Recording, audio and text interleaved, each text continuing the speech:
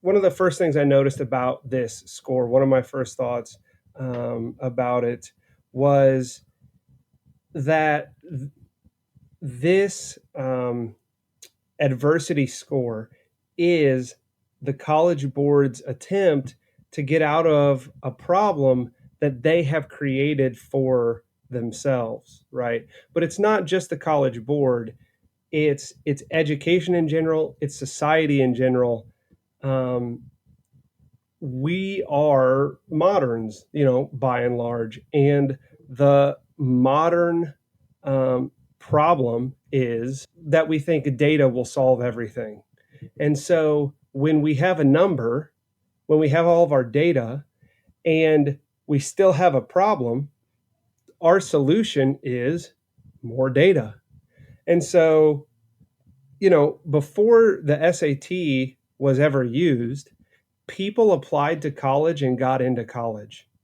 And the SAT didn't exist. So there was some way of doing it before this magical number came along to sort everybody. Well, that magical number isn't working anymore. It's not doing the trick that we all sort of made believe it was doing. And as a result, we have said, hey, how about another number? Yeah, you're reminding me of like a Penn and Teller trick, right?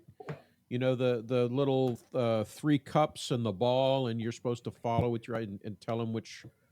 So typically that trick is done with heavy, usually metal cups because they don't want anybody to think that it's the material that the cups are made out of. They're metal, nothing can penetrate it. But they'll often use to keep from giving things away. They'll often use a very soft ball of some sort, right? Mm-hmm.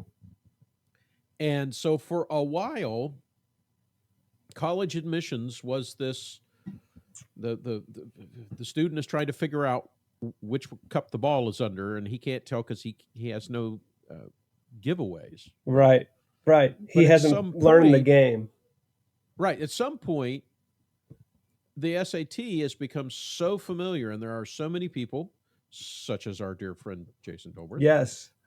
who help people learn how to take the SAT well, Mm-hmm. that it's almost like the ball got replaced with a ball bearing, Right. and now you easily know by the ringing of the ball bearing against the metal cup which cup has the ball bearing in it. Yeah, that's And right. so it's almost like, well, of course, and so suddenly the whole purpose was to uh, narrow the number of applicants coming into college, and everybody's got a reasonably high score on the SAT.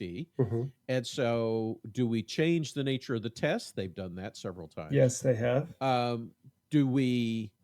What can we do? And the assumption was that one of the things we can't tell from a test score is where this student is coming from. And and I want to go back to what you said in the first segment. I agree that I don't think this score is going to tell them what they want to know, Mm-hmm. but it's fascinating that we believe someone's place, someone's geography means something about them. Mm-hmm. That Yeah. specific idea, I agree with a great deal. That placedness, being of a certain place, makes you a certain kind of person. Okay. And if you're trying to move from one place to another, you are at a disadvantage, right? I've moved about the country several times, Mm-hmm. and every time I've got to become familiar with the new place. I'm at a disadvantage. I get lost easy. People will say things like, where are you from?"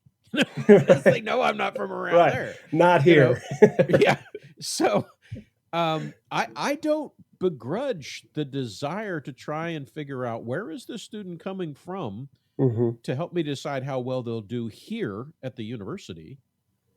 I just don't. I think that we default, as I think you're saying in this segment, we default to the scientific data, so to speak, that a number will give us trends and patterns, and if we can make sense of them, we can make sense of numbers more easily than we can make sense of other input.